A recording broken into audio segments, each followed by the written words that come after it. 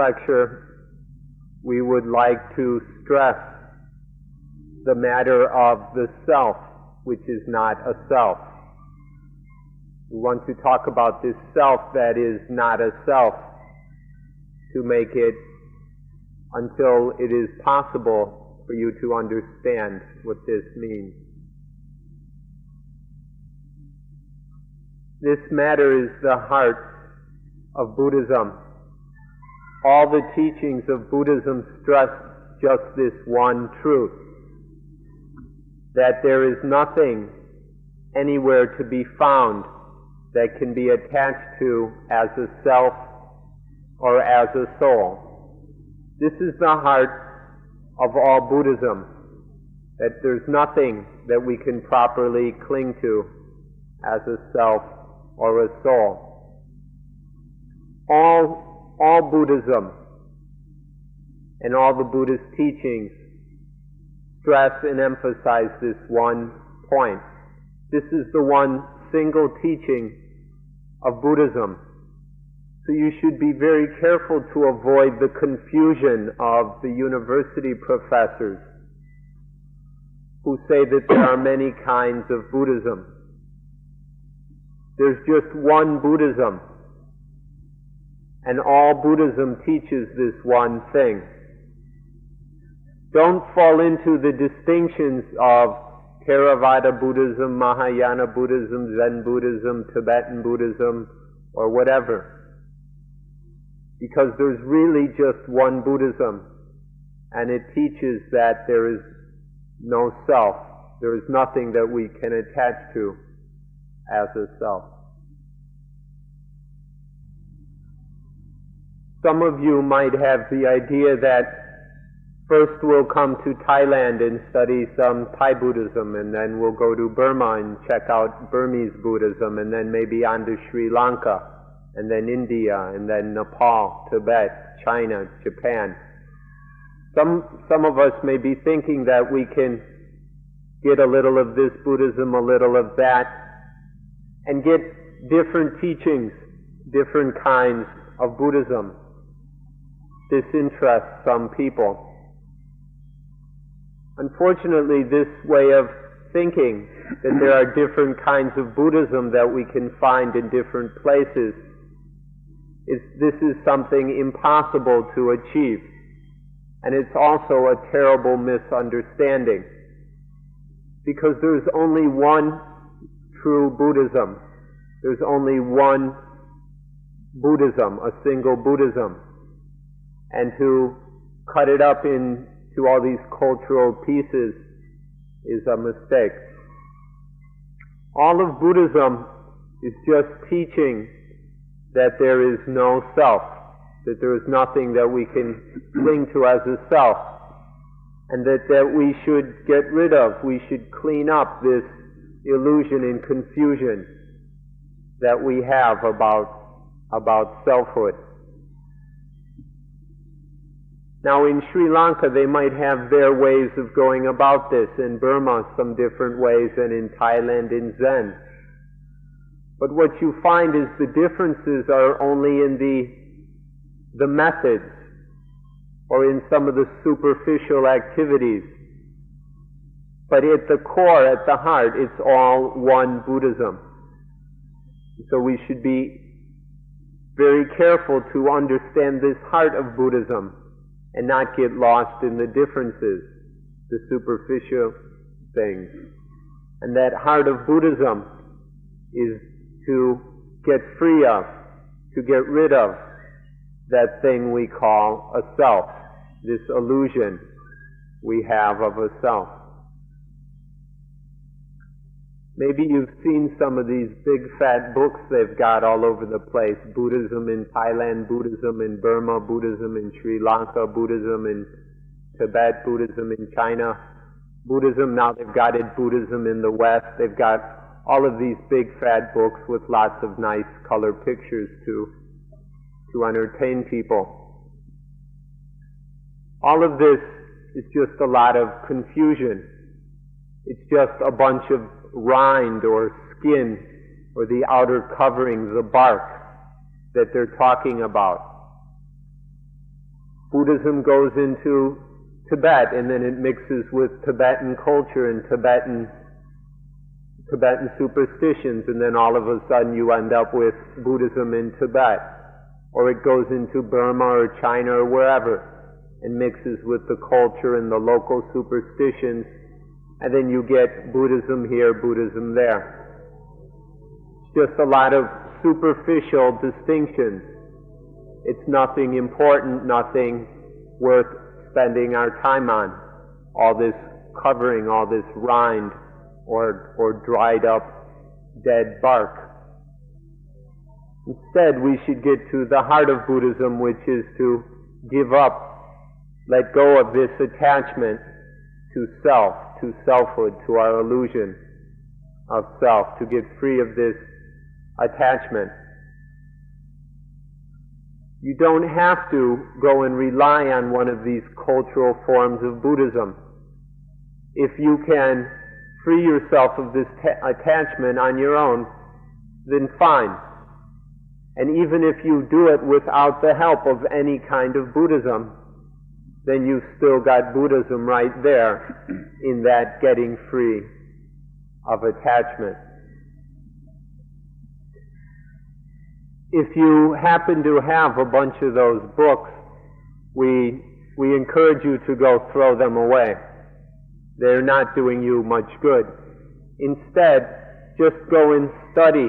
Instead of studying all these big, fat, heavy books, just study how to let go of this attachment to self. That's the only thing we need to study. Excuse us if we use sometimes rather crude examples, but you'd be much better off studying this dog here. Study this dog that's sitting right here and look and see how much of a concept of self this dog has. Study right here. You don't have to look in any of those books. And observe that if this dog doesn't have any concept of self, of I, of ego, then it doesn't suffer at all. It experiences no misery whatsoever. This is something you ought to study very carefully, and then compare it with us human beings and see how much of a concept of self we've got. See how much of self-concept the dog has, and then see how much of a self-concept you've got. And then look and see who suffers the most. Who's wiser, you or the dog? Who's the one that suffers? Take a look inside and see. This is what we ought to read and study, not all those crazy books. Sometimes we even say take the entire scriptures and throw them away, because the only real book that can teach us is the one inside, the one that shows us when there is self and shows us the suffering, the misery, the pain of that self. So this is where we need to study. Don't study dried up pieces of paper. Instead, study things that are alive, these things that have feelings, that experience pain and pleasure, happiness and suffering. And study at this thing that can think, that comes up with concepts. Study right here within our own hearts. And this is where you'll find the real Buddhism. This dog here is named Greya, and it's trying to tell you something very important. So please read and study very carefully what Greya is trying to tell you.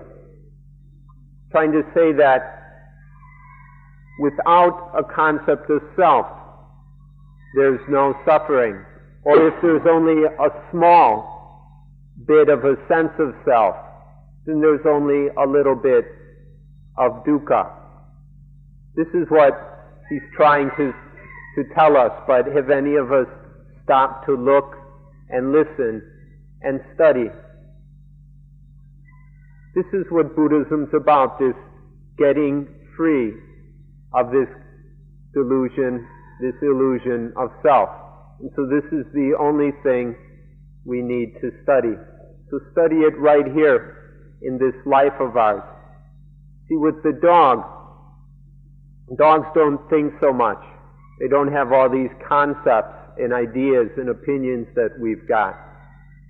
And so they either have no concept of self or little concept of self. And so therefore they don't suffer at all or only a little bit. But with us it's much different. We've got all kinds of ideas and opinions about the self, about ourselves, and what's going to happen to ourselves. And all this reading we do, all these books we read, it just gives us more ideas about the self and just puffs up our egos more and more. So instead of studying all these books and techniques and practices and ceremonies that just puff up ourselves, instead turn around and study life itself and find how to let the self shrink down, shrivel up, and disappear. This is what the dog is trying to tell us if we had only stopped and listened. For example, let's look at something very simple. Take a finger. We've all got a few of them. Take this finger here, and it's just a bunch of flesh. It's flesh or meat or just elements, whether we want to talk about the elements of modern chemistry or the traditional Indian or the traditional 4 elements. Whatever, here's the finger made up of elements. And then take a knife, which is made of metal, just some more elements. And then within this finger, there's some nerves. There's a nerve, part of the nervous system. And so when the knife, this one group of elements, slices through the other group of elements, the nerves, the nervous system experiences that, and it feels it as pain. Now when that happens, how do you experience it? Do you experience it as merely some elements cutting through some elements? Or do you experience it as the knife cut me? The knife cut me. Which way does it seem to you?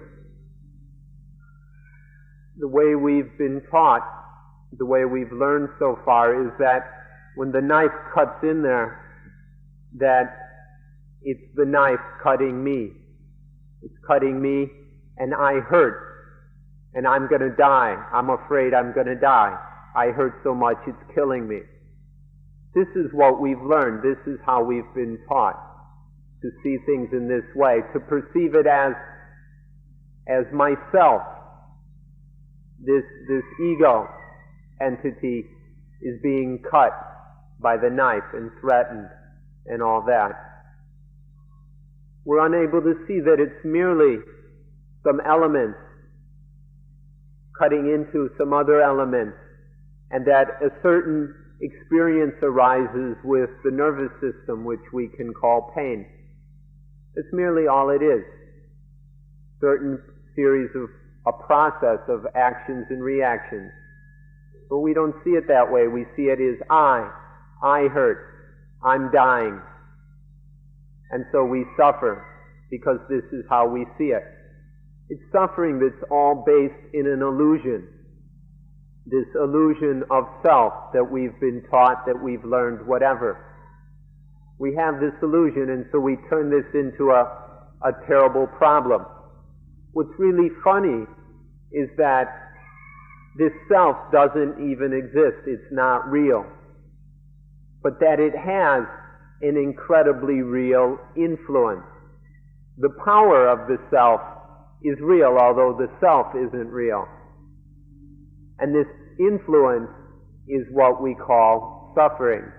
The influence, the power of the self, is that it can make us suffer so tremendously. everything that's happening here is really just an interaction of elements. The knife are elements, the finger is elements, and then there's the consciousness element that experiences what we call pain. But we're unable to see things as they truly are. We can't see the reality, and so we have our distorted perspective. And that's where this idea of self comes from our inability to see the way things actually are happening. And so we see it as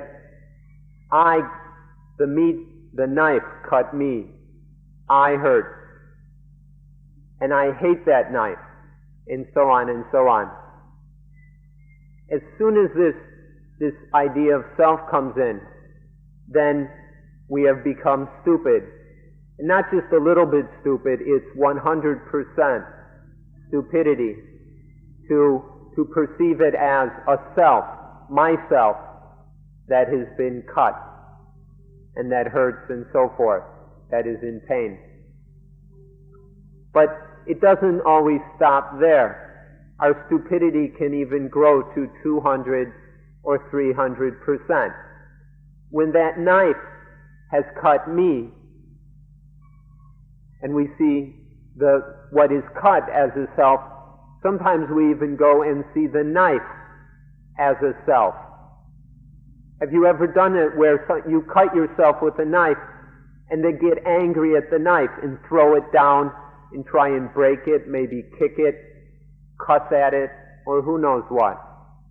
Our stupidity gets really carried away to the extent that we see the knife, just a bunch of physical elements, and we see the knife as a self, and then do all kinds of silly things.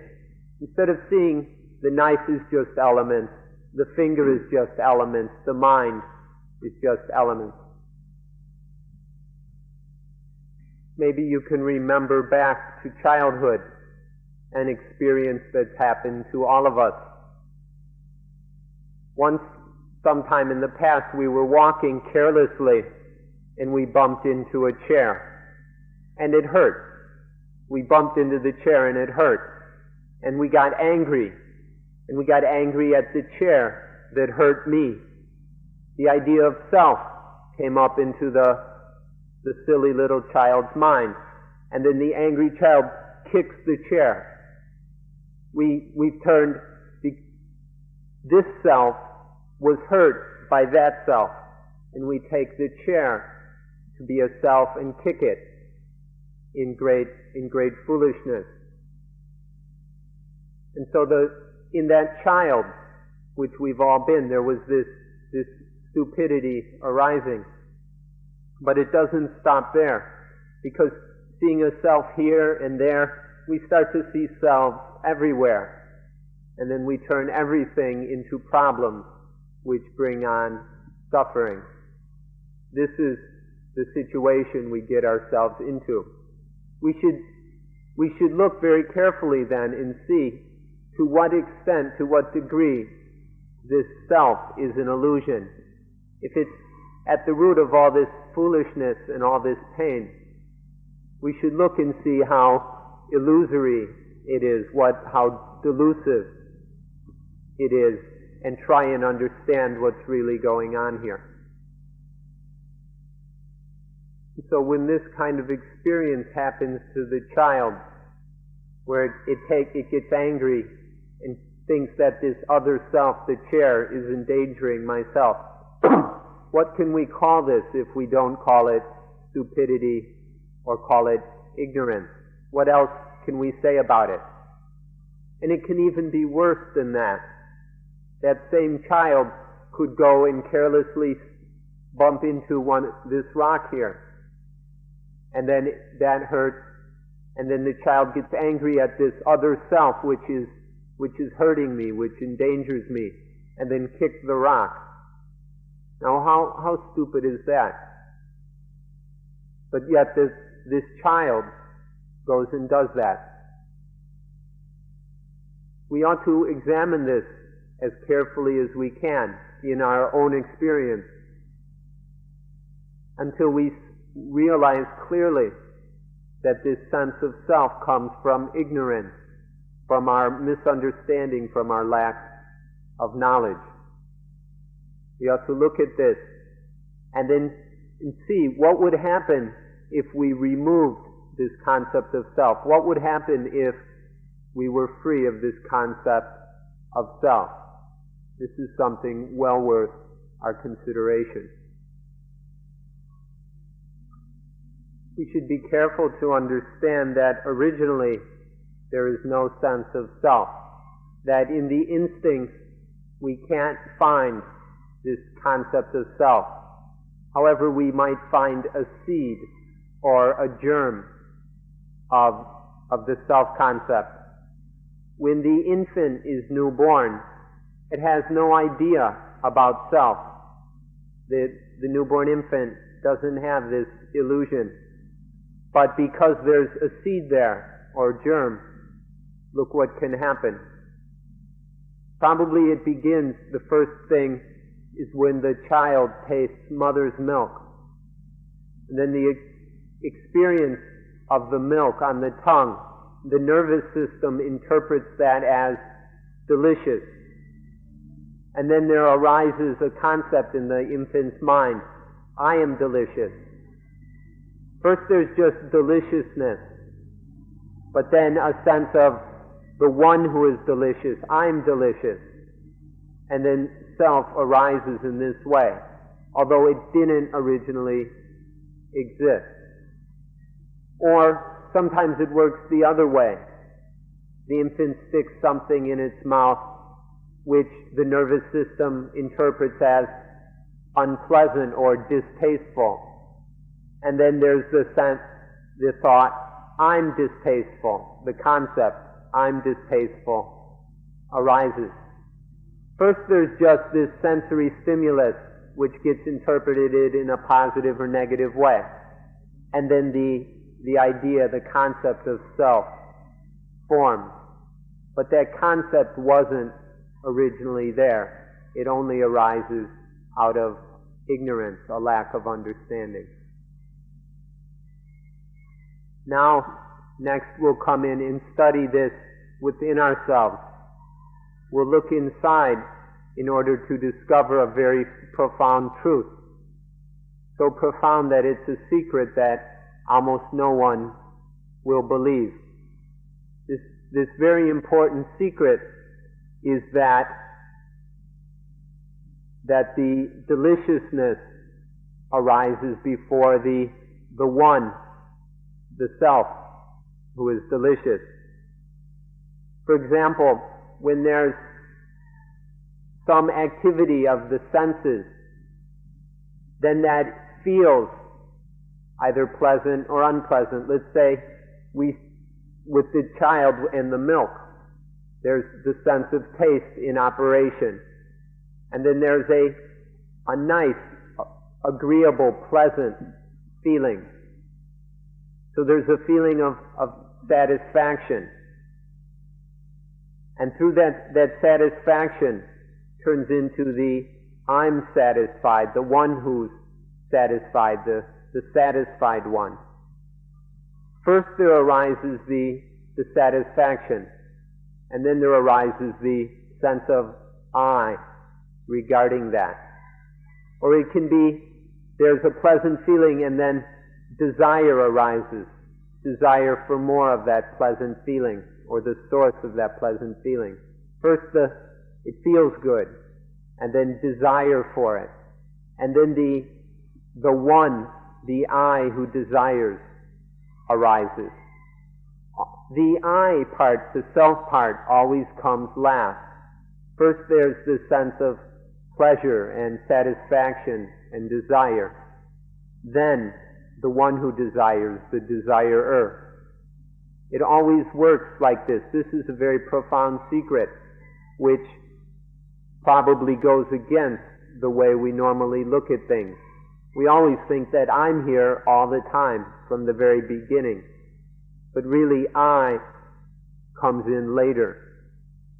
This is This is explained in the very important teaching called Paticca Samuppada, or dependent origination.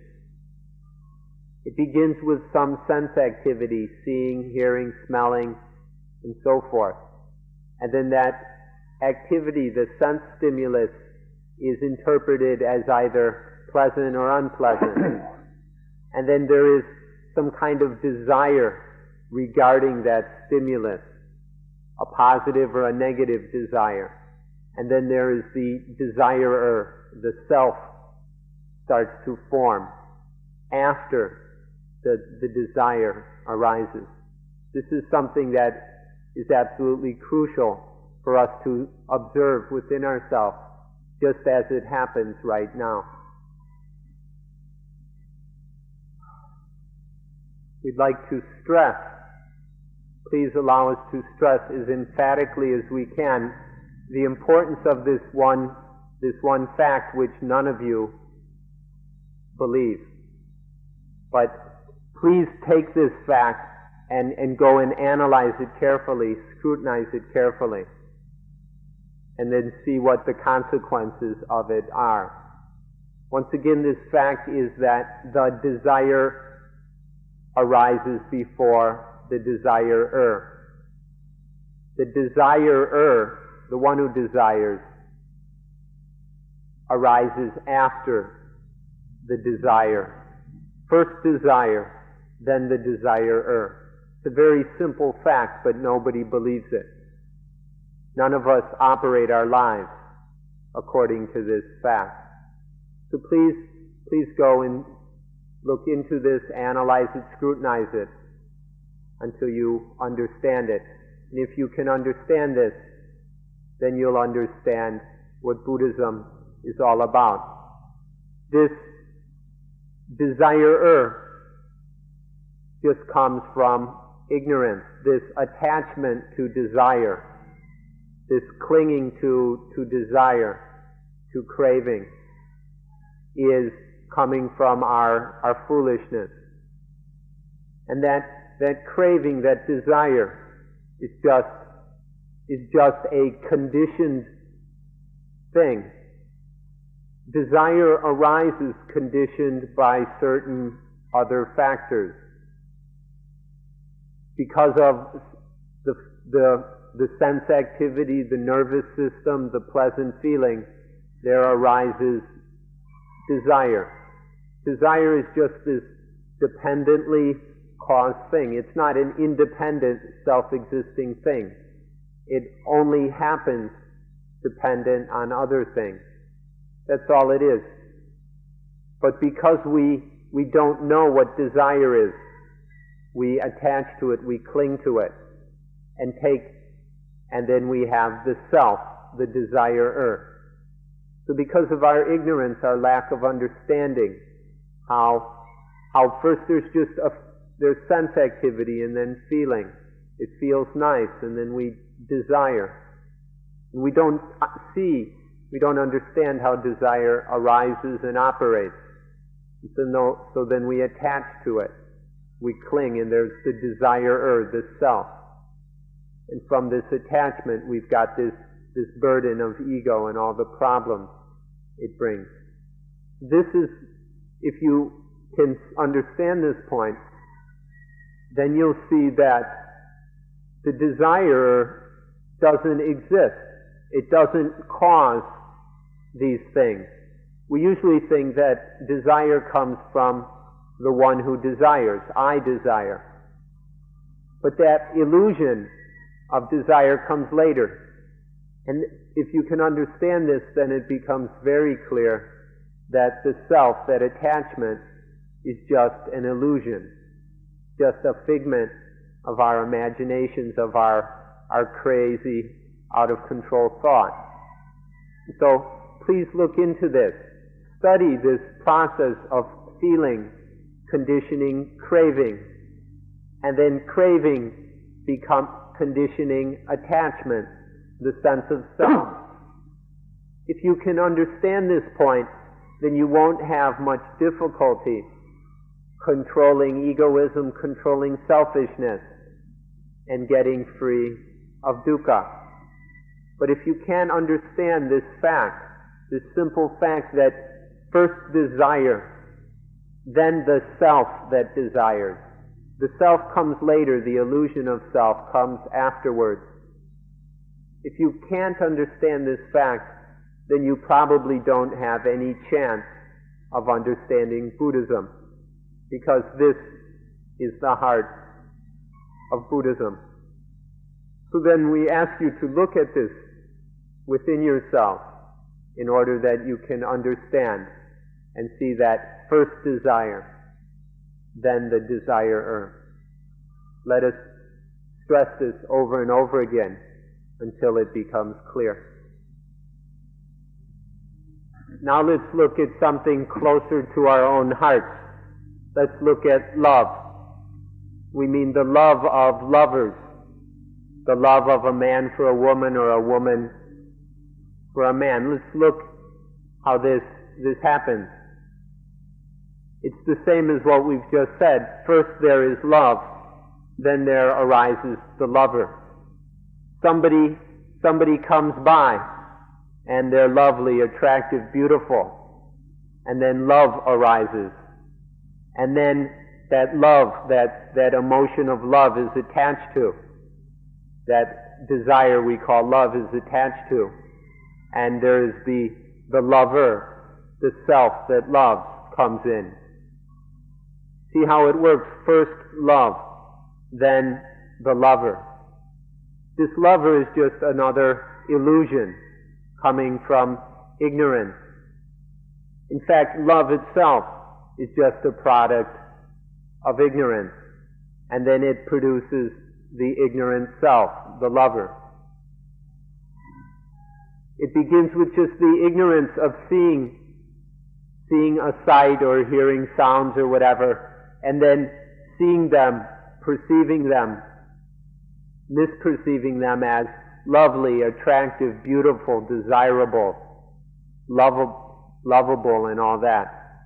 And then there arises this emotion of love, this desire of love, this craving. And then that's attached to, and then we have the lover. This is the very profound truth at the heart of Buddhism. So it's very important that we should look at it. You probably don't believe this. You probably don't even like hearing it. Some of you want to get up and run away because you don't like hearing words like this. But whether you believe it or not, like it or not, we ask that you take a look at this very important principle of Dhamma. Because if you understand this principle, you'll understand what attachment is, how it arises, and how we can be free of attachment. So look and see that first love arises, and then through attachment to that love, there arises the lover. The lover is just a product of love, of desire, just like attachment is a product of desire. So this we hope you can look at honestly and see the truth of what's being pointed to. Actually, this truth we're talking about doesn't belong to Buddhism. It belongs to nature. It's a natural truth. However, the ones who study and understand this truth, we call Buddhists. This truth is a central fact that a Buddhist must understand. Just this one simple fact that love creates the lover. Desire creates the desirer, not the other way around. Love creates the lover. The ignorant love creates the ignorant lover. The ignorant desire creates the ignorant desirer. We don't say that God creates us. We don't say that God creates these things. Otherwise we'd be saying it's a God of ignorance. Because this creation that's taking place is happening out of a lack of understanding, out of foolishness. And so love creates the lover. Desire creates the desire. And so when desire creates attachment, and then there's this self, and then when there's the self, this leads to selfishness. And with selfishness, we act in all kinds of selfish ways. We're greedy, we get angry, we hate, we fear, we worry, all jealous, envy, all kinds of selfish activities. Everything goes wrong when we act selfishly. We oppress others, we harm others, and so we bring great suffering into the world. So please remember this very important central teaching. It's called Paticca Samuppada, dependent origination. There's a sense object, some object of the senses, and then a feeling arises up towards it, and then desire, and then attachment. Remember these three steps. Feeling creates desire, and desire creates attachment. Or feeling creates love, and love creates the lover. Remember these three, memorize them, and then go over it over and over again until you understand it and really see how it works. If you can do that, then you'll understand all of Buddhism. You won't have to go all around the world reading all those heavy books, going to all those different meditation centers and doing retreats all over the place. Just understand right within your own heart how feeling creates desire and desire creates attachment. Then you'll know where attachment comes from. You'll know where the self comes from. And then you'll be able to solve this problem. You'll be able to get rid of the self, chuck it away and be free. If you can understand this one truth, which doesn't belong to Buddhists, but a Buddhist must come to know and understand this truth. It's just the same as in Christianity when they talk about where they have the cross, the cutting of the eye, the cutting of the self. So a Christian ought to understand this too, how feeling creates love, and love creates the lover, and how all of this is coming from ignorance. Please look into this. What we're talking about, this truth here, you should see it as a truth of nature. See it as natural truth. It's not something limited to any one group or to any one place or time. It's a truth of nature. Within nature, there are these human lives and in contact with the environment. And so there arises various sense experiences, seeing, hearing, smelling, tasting, touching, and then things happening within the mind as well. As soon as the mind makes contact with a sense object through one of the sense organs, through one of the sense doors, there arises a feeling. A feeling is created. And then regarding this feeling, there arises desire and then attachment. This happens as a natural law. It's just a natural process that occurs according to natural law. Depending on the kind of object, it has a different influence upon the nervous system. And so sometimes it's a pleasant feeling, sometimes it's unpleasant. And then the pleasant feelings create desire or love, and the unpleasant feelings create hatred. And then the desire creates the desirer, and hate creates the hater. It's the one basic law. Sometimes it goes this way, and this attachment and this self arises as the lover. And sometimes it goes this way, the same law, but it ends up as the hater. This is the basic law that is at the heart of Dhamma, at the heart of Buddhism. Be very careful then about this law. This creator, this thing that creates love and then lover, or hatred and the hater. This ignorant this kind of God, this creator God that creates this love and lover and hate and hatred. Do you want to worship this God, or do you want to kill it? You have to be very careful about this creator God that creates the self that loves and that hates, the lover and the hater. About other kinds of God, we're not talking about right now. We're talking just about this creator God that creates attachment, this ignorant God that creates attachment. You have to look and see whether you want to worship it or kill it. This self that gets created, which leads to selfishness and all kinds of problems in the world. Do you want to worship it or kill it? All of Buddhism teaches just this one truth, to point out to us how attachment arises, and then to show us that this self needs to be killed. And the way to kill the self is to kill that which creates it.